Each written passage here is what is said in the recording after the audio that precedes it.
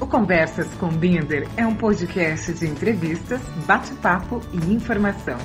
Aqui, o jornalista Ângelo Binder recebe artistas, famosos, comunicadores, empresários, políticos e pessoas com ótimas histórias para contar.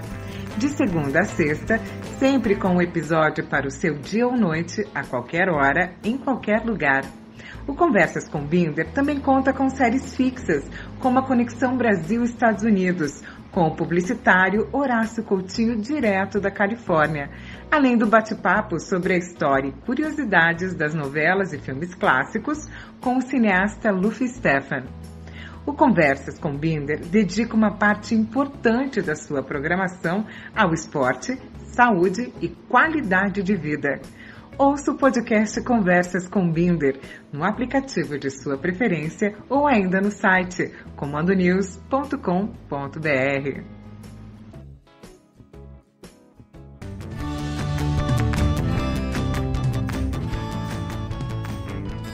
Olá, tudo bem com vocês? Mais uma edição de Conversas com Binder, hoje com o Luffy Stephan. Nós já trouxemos na semana passada um especial sobre a série da Globo Armação Ilimitada, que fez muito sucesso nos anos 80. Falamos sobre Juba, Lula, Zelda Scott, Bacana, Andréa Beltrão, André de Biasi, Cadu Moliterno, o menino Jonas Torres. Bom, enfim, falamos várias curiosidades sobre Francisco Milani, que fazia o chefe na série. Contamos como é que surgiu E hoje vamos falar aqui como é que surgiu a série Armação Ilimitada. Quem foram os diretores, enfim, todos os detalhes com o Luffy Stephan agora. Além do Antônio Calmon, que escrevia todos os episódios, também participavam dos roteiros a Patrícia Travassos, que na época era mulher do Evandro Mesquita, né, da Blitz. Nelson Motta também escreveu alguns episódios, Euclides Marinho. Muita gente passou por esses textos da Armação. Acho que Vicente Pereira, né, que é um dramaturgo que depois morreu, que era do Teatro Besterol. Era uma galera muito interessante dos anos 80. E na direção da série, quem dirigia primeiro era o Guel Arraes, que implantou a série. Jorge Fernando chegou a dirigir alguns episódios no começo. E depois começam a ter outros diretores, como Mário Márcio Bandarra, entre outros diretores, que vão dirigindo a série até o final, né? Mas o Guel Arraes acho que acabou ficando até o final, coordenando, né? E o Nelson Motta, no livro dele, ele conta que alguém teve a ideia também de colocar um garoto, né, que seria um menor abandonado, Bacana. E eles queriam que o personagem chamasse Bagana, com G. Bagana, para quem não sabe, é uma gíria é um resto de cigarro de maconha, né, uma bagana. Passa a bagana aí, é o restinho do baseado. E aí, parece que a mãe do Jonas Torres falou, não, meu filho não vai fazer um papel chamado Bagana. E aí, por isso que mudou para Bacana. Foi só uma forma de letra. Mas a ideia era essa. Bagana, porque como ela era pequena, um tampinha, né, na época, então era para ser Bagana, que é o resto do baseado. E aí a mãe não deixou, a mãe do ator, porque ele era uma criança, né, o menino. Na época, o Jonas Torres, acho que tinha 10 anos, né, ele tinha feito a novela Vereda Tropical, onde ele interpretava o filho da Lucélia Santos, tinha feito grande sucesso nessa novela, e aí logo depois ele já vai fazer a Armação, né. Que mais, gente? Pergunta tem o pessoal aqui falando da música aqui, ó. O Henrique tá dizendo aqui a música Dona. Ele falou que as músicas eram feitas por encomenda, né? Ele tá citando que a música Dona, o Roupa Nova leu a sinopse da personagem viúva porcina lá e tal. E o Nelson Motta falou isso no video show, que fizeram a música por causa da porcina e tal, né? E a André Beltrão. Ó, o menino do Rio tá falando aqui, André Beltrão ainda fazia novela Corpo a Corpo quando estreou em Armação. É verdade. A Andréa Beltrão, ela estreou na Globo, na novela Corpo a Corpo, onde ela fazia uma personagem, uma menina tímida, né, meio caipirona, que era namorada do personagem do Lauro Corona. E aí, ao longo da novela, essa personagem vai se modernizando. Ela deixa de ser a garota tímida, caipirona que ela era e vira uma mulher moderna. E aí que ela corta o cabelo. Na verdade, eu não sei dizer exatamente se a Andréa Beltrão cortou o cabelo para fazer a Armação, ou se ela tinha cortado na novela, porque a personagem dela na novela passa por uma mudança, uma metamorfose, e aí resolveram aproveitar isso na série. Porque quando começa a novela Corpo a Corpo, a Andréa tinha um cabelo comprido normal, né? Um cabelo básico, de mulher com cabelo comprido.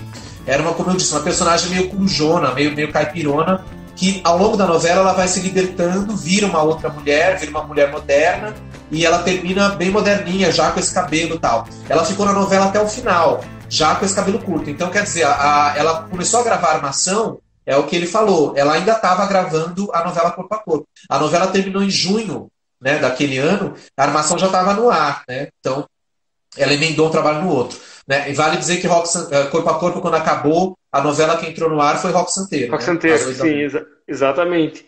E também estão falando aqui, ó, o tio Hugo falou que mandaram bem pra caramba na escolha da Zelda, totalmente acertada a decisão. Sim, pra mim Ficou também. muito mais Acho que legal, porque se fosse uma mulher sexy, muito óbvia, digamos, talvez não tivesse a mesma graça, né? O legal da Zelda é que ela era ela era uma pessoa charmosa e ao mesmo tempo ela era muito natural, ela não era enfim, um sex symbol, né? Isso que é legal, né? Agora tem uma pergunta, eu pergunto pra você, Luffy. Eu, assim, eu vi a relação dos três, né? Como eu te falei outro dia, eu achava aquilo normal, já quando era criança, não via problema no Triângulo das Bermudas ali. Mas o que me chamava atenção, assim, pra mim, ela gostava mais do Lula. Ficava a impressão pra mim, assim, que ela gostava mais do Lula. Assim, o Cadu Moliterno tinha aquela japonesa que, lá, o Juba tinha aquela outra japonesa que eles se relacionava. Não sei o que você acha disso. Você acha que o amor ali era igual, assim, parecia... Quer dizer, ela gostava dos dois mesmo? Ou o que era que você percebia, assim? Eu acho que ela gostava dos dois igual, mas é que talvez muitos episódios da série deixavam o Lula mais como protagonista, então ele naturalmente acabava sendo o par mais constante dela. Então talvez você tenha tido essa impressão. O primeiro episódio, por exemplo, ela se apaixona primeiro pelo Lula, né? E o Juba se apaixona por ela e fica muito enciumado, os dois começam a disputá-la. Mas a primeira paixão dela foi o Lula, né? Da dupla. Depois ela se apaixona pelo Juba também, mas ela começa pelo Lula. Talvez por isso ele tenha ficado mais como um oficial, mas era meio dividido. O primeiro episódio que foi ao ar em 86, no segundo ano da série, na segunda temporada, foi um episódio chamado O Surfista e o Milionário. E ali o foco era pro Lula, porque o que acontece? Quando começa o episódio, a Zelda tá voltando da Europa e eles estão voltando, não sei, do Havaí. E aí eles se reencontram. Só que ao mesmo tempo surge um sósia do Lula, que é um executivo caretão, que é o André de Biasi que faz, lógico. Aí ela começa ela pensa que é o Lula.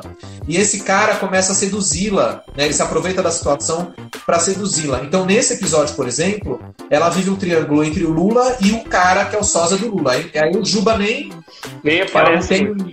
Não, aparece, mas ela não tem uma cor. Eu lembro que ele tinha o Juba tinha uma relação assim, a parte com as mulheres outras, assim, mais que o Lula. Ele tinha aquela, como eu te falei, aquela japonesa, não lembro o que era lá. Então ele tinha um outro universo, assim, parece que ele descolava mais, assim, entendeu? Ele tinha essa namorada japonesa dele, aparece às vezes, né? Nem sei o nome da atriz, uma atriz que aparece vestida de geisha, né? Uma coisa um tanto machista, mas era só isso, né? Era só isso que aparecia. Ela aparecia ela fazendo um sushi pra ele, né? Aí ela falava, ai, Juba-san, tô fazendo um sushi. Era uma coisa bem geisha, né? Então, agora, o Lula também tem umas namoradas paralelas em vários episódios. Por exemplo, tem um episódio que é A Sereia, Canto da Sereia, acho que chama, que ele se envolve com a sereia, que é a personagem da Bianca Baiton. Bianca Baiton, Então tem também... Na verdade, todo mundo transar. A própria Zelda tem episódios que ela também tem outros namorados, né? O episódio A Outra, que eu falei agora há pouco, é um episódio que ela reencontra um amigo dela de faculdade, que é interpretado pelo Chico Dias. E aí ela começa a ter um caso com ele. E ameaça seriamente abandonar o triângulo para ficar com esse é um ex-namorado dela, né, o Chico Dias, né, só nesse episódio. E no segundo episódio, no terceiro episódio, que é Se a Canoa Não Virar, ela reencontra um namorado que é o Maurício Matar, e ela começa a ter um flerte com ele, só que esse personagem virou gay, né, ela descobre que ele tinha virado gay, o personagem do Maurício Matar, na história, né, então era um ex-namorado dela que quando ela reencontra, ela acha que vai ter um caso com ele de novo, mas na verdade ele está interessado no Juba e no Lula. Daí, tanto que depois o Juba e Lula sofrem um acidente, né, eles caem das cataratas, ficam todos engessados, e ele manda flores para os dois. É uma coisa, olha que coisa absurda. Em 85, aí ele manda buquês de flores para o Juba e Lula, manda uma carta dizendo: Juba e Lula, vocês são demais, não sei o quê. Então era um personagem gay, né, um personagem pioneiro. Não tinha isso na época, assim, dessa forma, né? Mas, enfim. Interessante. Não, e legal também a questão dos quadrinhos, né? Tinha muito essa questão. E muita coisa assim que era a pegada literal, né? Era engraçado que, por exemplo, uma vez tem um episódio lá que o Bacana fala assim, fala pro Bacana, vai tirar teu cavalinho da chuva. Ele vai lá na chuva pegar o cavalinho e tal. Eu lembro daquilo, assim, tinha das coisas assim. Ótimo. Essa coisa dos quadrinhos, foi uma coisa... Essa coisa dos quadrinhos, da série ter um jeito meio de desenho animado, história em quadrinhos, né, comic books, foi uma coisa revolucionária na TV brasileira da época, que não tinha tido nada parecido, pelo menos na Globo, né? Talvez em outras emissoras já tivesse tido alguma coisa, mas na Globo foi o primeiro programa com essa linguagem, e tanto é que depois isso passou para as novelas. As novelas do Antônio Calmon, as primeiras novelas que o Calmon fez depois da Armação, que foram Top Model, Vamp, a minissérie Sex Appeal, a novela Olho no Olho, essas novelas do Calmon, tem ainda um pouco dessa linguagem dos quadrinhos, do cinema, da desenho animado. Isso passou um pouco para as novelas do Calmon. Por exemplo, Vamp, para quem lembra, todo capítulo, quando acabava Vamp, a imagem final virava um desenho, né? Desenho, sim. Quadrinho.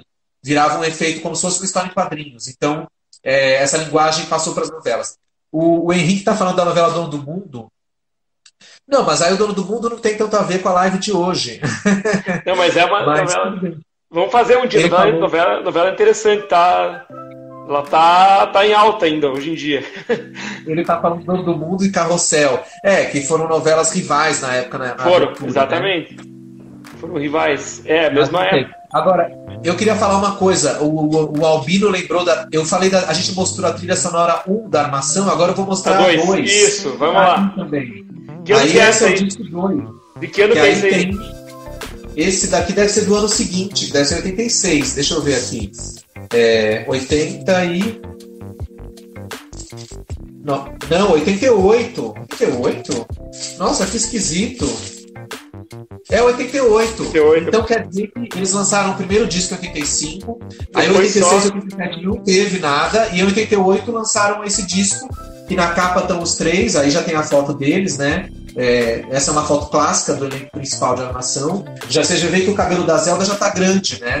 Já não é no começo da série, já é mais adiantado, né?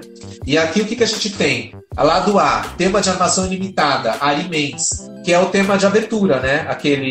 só tem agora, nesse aí, só tem nesse daí agora. Só tem nesse, que é aquela... Enfim.